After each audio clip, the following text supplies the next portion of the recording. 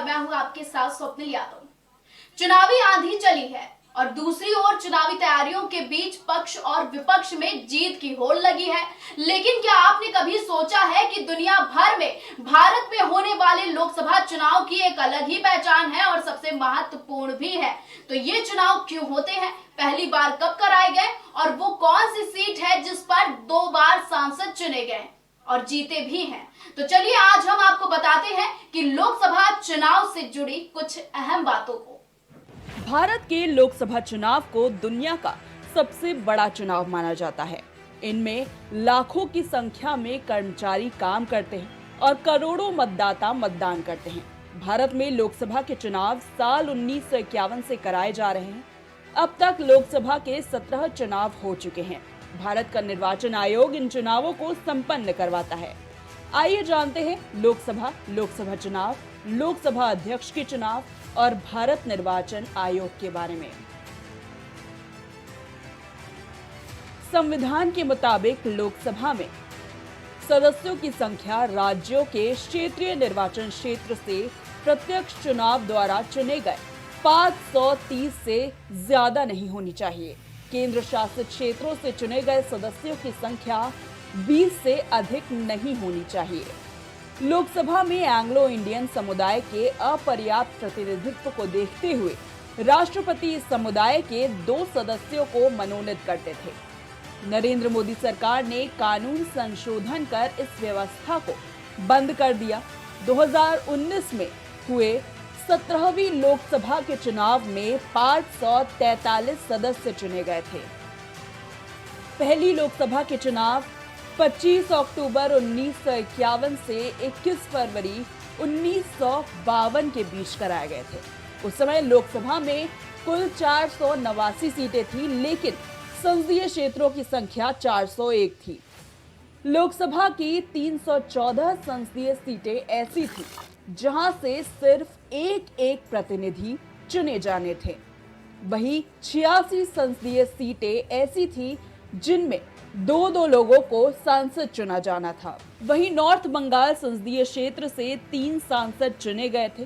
किसी संसदीय क्षेत्र में 1 से अधिक सदस्य चुनने की ये व्यवस्था 1957 तक जारी रही। आपको बता दें कि लोकसभा की वेबसाइट पर दी गई जानकारी के मुताबिक पहली लोकसभा 17 अप्रैल 1952 को अस्तित्व में आई थी। इसकी पहली बैठक 13 मई 1952 को आयोजित की गई थी। गणेश वासुदेव मावलंकर पहली लोकसभा के अध्यक्ष थे। वो 15 मई 1952 से 27 फरवरी 1956 तक इस पद पर रहे। पहली लोकसभा के उपाध्यक्ष एम अनंत शयनम अयंगर थे। उनका कार्यकाल 30 मई 1952 से 7 मार्च 1956 तक था। लोकसभा अध्यक्ष पद का संसदीय लोकतंत्र में एक महत्वपूर्ण स्थान है। लोकसभा अध्यक्ष सदन का प्रतिनिधित्व करते हैं, वही संसद के सदस्य अपने अपने निर्वाचन क्षेत्र का प्रतिनिधित्व करते हैं। अध्यक्ष के चुनाव के लिए कोई विशेष योग्यता निर्धारित नहीं है, लेकिन उनका लोकसभा का सदस्य होना अनिवार्य है। सामान्य तौर पर सत्तारूढ़ दल के सदस्य को ही लोकसभा का अध्यक्ष चुना जाता है। एक संसदीय परंपरा ये भी है कि सत्तारूढ़ दल अन्य दलों और समूहों से विचार विमर्श कर अपना उम्मीदवार घोषित करता है। उम्मीदवार का चयन हो जाने के बाद प्रधानमंत्री और संसदीय कार्य मंत्री उसके नाम का प्रस्ताव करते हैं। यदि 1 से अधिक प्रस्ताव आते हैं तो उनको क्रमबद्ध रूप से दर्ज किया जाता है और अगर जरूरत पड़ती है तो मतदान कराया जाता है। जब एक नाम पर प्रस्ताव स्वीकार कर लिया जाता है तो अन्य प्रस्तावों को पेश नहीं किया जाता है। अगर लोकसभा नवगठित होती है तो प्रोटेम स्पीकर उस बैठक की अध्यक्षता करते हैं, जिसमें अध्यक्ष का चुनाव होता है। लेकिन लोकसभा का कार्यकाल जारी है और इस दौरान चुनाव होता है तो उपाध्यक्ष बैठक की अध्यक्षता करते हैं। परिणाम घोषित किए जाने के बाद नवनिर्वाचित अध्यक्ष को प्रधानमंत्री और नेता विपक्ष अध्यक्ष के आसन तक ले जाते हैं। इसके बाद सभी राजनीतिक दलों और समूहों के नेता अध्यक्ष को बधाई देते हैं।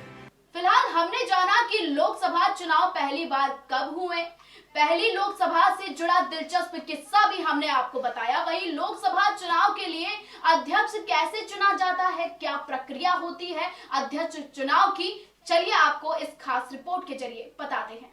भारत में एक बार फिर से चुनावों का मौसम आ गया है। दक्षिण एशिया के इस विशाल राष्ट्र में अप्रैल और मई में आम चुनाव कराने की तैयारी जोर शोर से जारी है। भारत में होने वाले आम चुनाव अपने आप में काफी खास है। कई करोड़ों वोटर्स के बीच लोकतांत्रिक ढंग से चुनी गई सरकार अपना कार्यकाल पूरा करती है। भारत के चुनाव अपने आप में खास है। पूरी दुनिया की नजरें इन चुनावों पर लगी रहती है। एक नजर डालिए उन कारणों पर जिनकी वजह से भारत में होने वाले चुनाव इतने खास बन जाते हैं। आपको यह बता दें कि देश में कौन सी सरकार चुनी जाएगी, इस पर पूरी दुनिया के राजनीति विश्लेषक अपनी टिप्पणी करते हैं। गठबंधन की अनंत संभावनाओं के कारण भारत के चुनावों की भविष्यवाणी करना बेहद कठिन रहा है। देश के हर राज्य में राजनीति का समीकरण काफी कठिन है। उत्तर से लेकर दक्षिण तक मतदाताओं की राजनीतिक विचारधारा सत्ता पर खासा असर डालती है।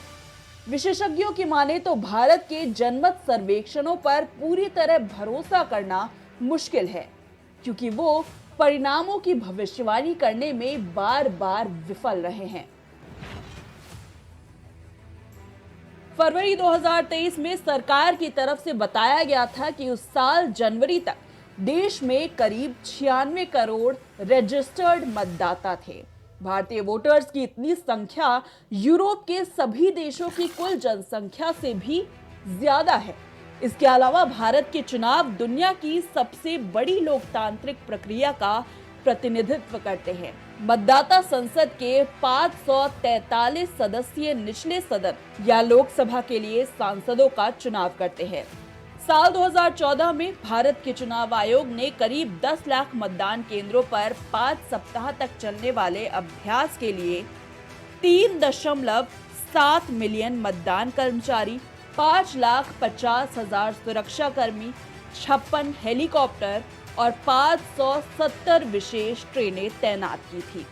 इसी तरह से साल 2019 में चुनाव आयोग ने 3.96 मिलियन ईवीएम तैनात की थी। साथ ही करीब 2,70,000 अर्धसैनिक बल और 2 मिलियन राज्य पुलिस कर्मियों ने विभिन्न मतदान केंद्रों पर संगठनात्मक सहायता और सुरक्षा प्रदान की थी। उस समय 1709 पंजीकृत राजनीतिक दल थे, जिनमें से 464 ने 2014 में अपने उम्मीदवार उतारे थे।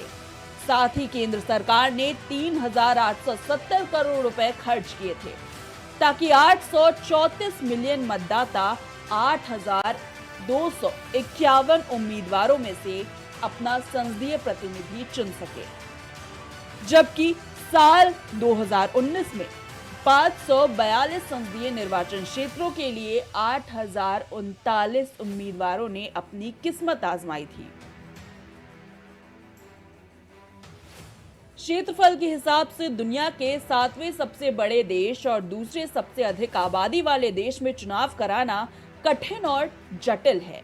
लाखों मतदान कर्मी, पुलिस और सुरक्षा कर्मी शहरों, कस्बों, गांवों और बस्तियों में तैनात होते हैं। वो उत्तर में बर्फ से ढके हिमालय के पहाड़ों से लेकर दक्षिण में अरब सागर के छोटे द्वीपों, पूर्व में गहरे जंगल, पश्चिम में रेगिस्तान और दूर दराज के मतदाताओं तक पहुंचने के लिए विमानों, नावों, रेलगाड़ियों, हेलीकॉप्टरों, हाथियों और ऊंटों का उपयोग करते हैं और पैदल यात्रा करते हैं। मतदान कर्मचारी हिमालय के बर्फीले इलाकों में अलग थलग और दूर दराज की बस्तियों में जाते हैं। ये कर्मचारी उन्हें मतदान केंद्र स्थापित करने के लिए ऑक्सीजन सिलेंडर, स्लीपिंग बैग, भोजन, टॉर्च, साथ ही इलेक्ट्रॉनिक वोटिंग मशीन और स्याही तक अपने साथ ले जाते हैं। चुनाव आयोग पश्चिमी राज्य गुजरात के गिर जंगल में, जहां शेर घूमते हैं, अकेले मतदाता के लिए एक मतदान केंद्र स्थापित करता है। छत्तीसगढ़ में मतदाताओं पर हमला करने वाले मधुमक्खियों के झुंड को रोकने के लिए एक मेडिकल टीम तक तैनात की जाती है। अधिक से अधिक महिलाएं वोट देने के लिए बाहर आ रही हैं। 2014 के चुनावों के बाद से ही चुनावों में महिलाओं की भागीदारी में इजाफा हो रहा है। उस समय मतदान केंद्रों पर महिलाओं की संख्या पुरुषों से अधिक थी, जिसने अब तक की सबसे अधिक 65.63% महिला मतदाताओं के साथ इतिहास रचा था। साल 2019 में मतदान में 18 से 19 वर्ष की आयु के 15 मिलियन मतदाता और लाखों पहली बार मतदान करने वाले मतदाता होंगे। अनुमान लगाया जा रहा है कि इस बार भी स्थिति ऐसी ही रहेगी। भारत के अब करीब 500 मिलियन भारतीयों के पास स्मार्टफोन है, करीब 50 अरब इंटरनेट का प्रयोग करते हैं। माना जाता है कि राजनीतिक दल और उम्मीदवार युवा मतदाताओं का दिल और दिमाग जीतने के लिए नई तकनीक और सोशल मीडिया का आक्रामक तरीके से इस्तेमाल कर सकते हैं। तो ये बात रही लोकसभा चुनाव के बारे में, लेकिन कई बार हमने सुना है कि एक सीट पर 2 प्रत्याशियों को सांसद चुना गया है। फिलहाल पहली बार वो कौन सी सीट थी जिस पर एक साथ 2 सांसदों को जीत हासिल हुई? तो देखिए हमारी ये स्पेशल रिपोर्ट। कभी देश में लोकसभा चुनाव में एक सीट पर 2 सांसद जीतते थे। क्या आपको पता है? ये चुनाव अपने आप में अनोखे होते हैं। बात है साल 1952 में 89 सीटों पर और साल 1957 के चुनाव में 90 सीटों पर 2-2 उम्मीदवार चुनाव जीते थे। बड़ी बात यह है कि इन दोनों सीटों में से एक सीट सामान्य और दूसरी आरक्षित यानी SC/ST वर्ग के लिए हुआ करती थी। देश को आजादी 1947 में मिली, लेकिन पहली बार लोकसभा के चुनाव 1952 में कराए गए। चुनाव के बाद 17 अप्रैल 1952 को पहली लोकसभा का गठन किया गया और जवाहरलाल नेहरू प्रधानमंत्री बने। इस चुनाव में कुल लोकसभा सीटों की संख्या 489 थी, जिसमें कांग्रेस ने 364 सीटें जीती थी। इस चुनाव में 89 लोकसभा सीटें ऐसी थी जिन पर 2-2 सांसद जीते थे, यानी एक संसदीय सीट पर 2 सांसद। हालांकि ये व्यवस्था साल 1962 के चुनाव में खत्म कर दी गई। दरअसल 1952 में आरक्षित वर्ग को प्रतिनिधित्व देने के लिए एक सीट पर 2-2 सांसदों का फॉर्मूला अपनाया गया। दिलचस्प बात यह है कि इन सीटों पर जनता को भी वोट डाल 2 देने का अधिकार दिया जाता था। हालांकि कोई भी शख्स अपनी दोनों वोट एक ही उम्मीदवार को नहीं दे सकता था। इसके बाद वोट गिनती के दौरान सामान्य वर्ग के जिस उम्मीदवार को सबसे ज्यादा वोट मिलते थे उसे विजयी घोषित कर दिया जाता था। इसी तरह आरक्षित वर्ग के जिस उम्मीदवार को सबसे ज्यादा वोट मिलते थे उसे सांसद चुन लिया जाता था। फिलहाल वक्त बदला और लोकसभा चुनाव में भी बदलाव हुए।